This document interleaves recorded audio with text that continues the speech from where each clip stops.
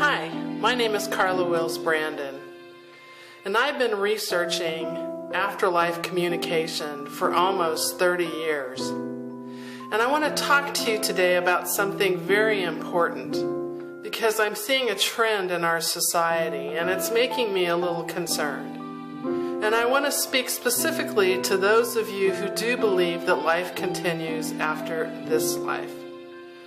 Though we have lots of television shows and movies that are dedicated to discussing life after death, great, wonderful books that are out there by the gazillions, there are still so many people who say to me, when we die, that's it. It's a done deal.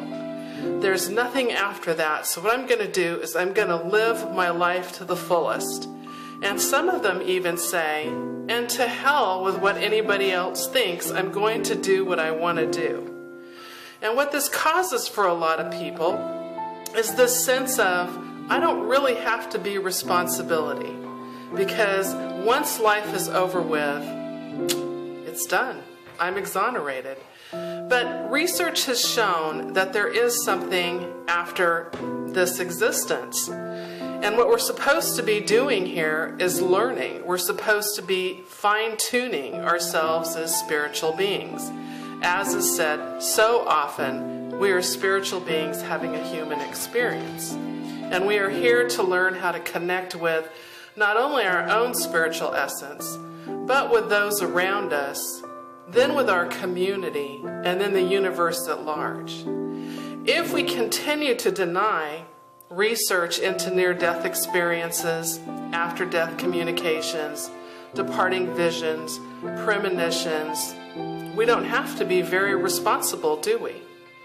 So, in my travels presenting about departing visions were originally coined deathbed visions by early investigators in the mid-1800s. Over this, last decades, what's happened is that the term death has become very unsavory for a lot of folks. And so I like to use the term departing vision.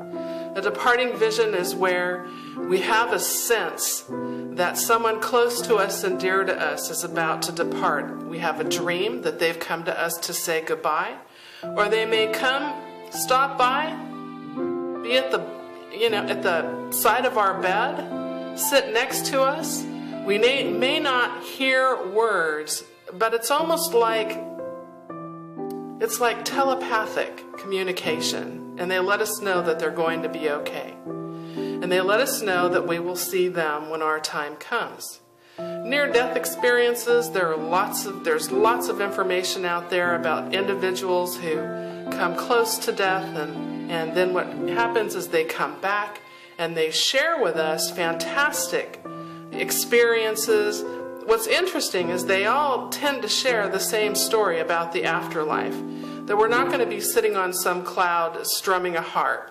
What's going to happen is we're going to go to the other side and we're going to continue our journey, and we're going to have a whole lot of interesting things to do.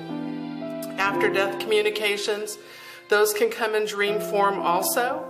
We have a dream that's just amazing. It imprints on our soul. And it's about a deceased loved one coming to tell us that they're okay. They can also show up in our dreams to let us know that we will be okay if we're in a crisis situation. But let me get back to departing visions one more time, because I think that is a really powerful, powerful, powerful bridge to the afterlife. We can be incredibly lucid ourselves. No problems, we're not using drugs, we're not experiencing any physical hardship. And all of a sudden, what happens for us is that we have a premonition. We have a premonition that someone's going to pass, maybe clear on the other side of the continent. And then the phone rings and we pick it up and we are informed that yes, indeed, this person we were just thinking about has indeed moved on. Those who are getting ready to pass, what can happen for them is they can begin talking about seeing deceased loved ones. And what's so interesting about this, There are accounts where the dying have shared with those sitting at the bedside that they are being visited by individuals that the people sitting at the bedside, they don't know who it is their dying loved one is talking about. But after the passing, maybe they come across a photograph or a piece of information that validates that yes, indeed, their loved one laying in that bed, getting ready to make that transition to the other side, was telling the truth. So for those of you who have no problem understanding these experiences, guess what? It's your job to go out there and begin educating. Yes, it's your job to go out there and begin educating. No matter how old you are, this is your task, your legacy to leave to those who you will leave behind. And don't be afraid if you start to feel ridiculed, because you know deep inside that life does continue, that this is just an experience. This is just a classroom, as so many people share, so many researchers share, and that we're supposed to learn how to not only enjoy ourselves, but we are given a deck of cards. A deck of cards. My cards are Crohn's disease. I'm a recovering alcoholic of 30 years. I have my own batch of family problems, and my job was to look at this deck of cards and work through those deck of cards successfully, not run, not self-destruct, not hide an addiction. And what's so interesting is that because of that, I have reconnected with family members in my family of origin that I never would have dreamed that I would have reconnected with. That's all because I began to understand that this is a journey, this life is a journey, and I'm supposed to learn from it.